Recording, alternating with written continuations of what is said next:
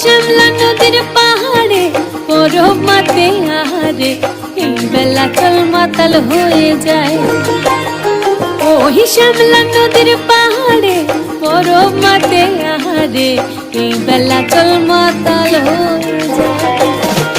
এই চল পালায়ে যায় গো সখী, চল পালায়ে যায়, চল পালায়ে যায় গো সখী, চল পালায়ে যায়।